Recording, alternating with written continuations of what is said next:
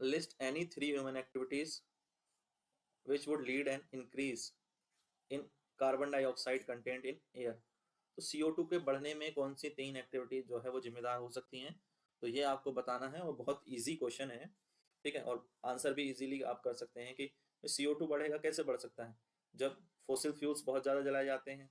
तो fossil fuels कहाँ जलाए जाते हैं, ऑटोमोबाइल्स का बहुत ज़्यादा यूज़ हो रहा है। तो ऑटोमोबाइल्स का यूज़ होगा तो हमारे एटमॉस्फेयर में जो CO2 का लेवल है अभी कितना है, 0.03% से लेकर के 0.04% है। तो अगर ये लेवल इंक्रीज होगा, हमारे एटमॉस्फेयर में CO2 का अमाउंट अगर इंक्रीज होगा तो उससे क्या होगा, उससे एक कंडीशन होगी ग्लोबल वार्मिंग। ग्लोबल वार्मिंग यानी increase in temperature of earth. तो अर्थ का टेम्परेचर बढ़ जाएगा तो हमारे लिए जो है रहने लायक कंडीशन नहीं रह जाएगी, या हम उस टेम्परेचर को बर्दाश्त नहीं कर पाएंगे। जैसे अभी कहते नहीं है कि 50 से ऊपर चला जाता है टेम्परेचर गर्मियों में, तो इस तरह की कंडीशंस हो जाएंगे और जिससे जो है रहना मुश्किल हो जाएगा। अभी तो AC में घुस जाते हैं ना, तो वो सब चीज़ें जो है ये किसकी वजह से हो रही हैं, ग्लोबल वार्मिंग की वजह से हो रही हैं। तो इसमें CO2 का बढ़ना एक बहुत ही मुख्य रोल निभाता है। CO2 कैसे बढ़ रहा है, यही क्वेश्चन था।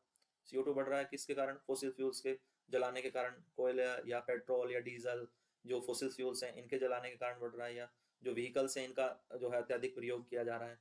तो व्हीकल्स से जो है इमिशन होता है कार्बन CO2 और CO और नॉक्स गैसेज और इस तरह के, या SO2, कई सारी जो है गैसेज निकलती हैं। तो इनमें CO2 जो है ग्लोबल वार्मिंग के लिए ज़्यादा जिम्मेदार मानी जाती है।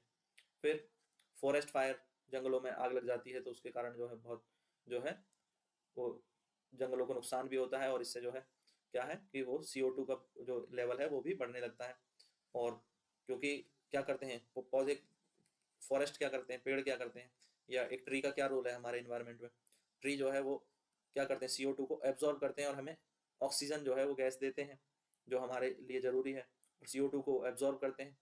तो अगर पेड़ ही नहीं होंगे तो CO2 को एब्जॉर्ब कौन करेगा, तो CO2 का एब्जॉर्प्शन घट जाएगा, इसका मतलब CO2 का लेवल जो है वो बढ़ जाएगा। क्लियर बात है, क्योंकि पेड़ क्या करते हैं, CO2 को एब्जॉर्ब करते हैं, और जब पेड़ नहीं होंगे तो CO2 को एब्जॉर्ब कौन करेगा, और उसका लेवल बढ़ जाएगा। तो क्लियर है, ये बातें समझ में आ गई यहाँ तक।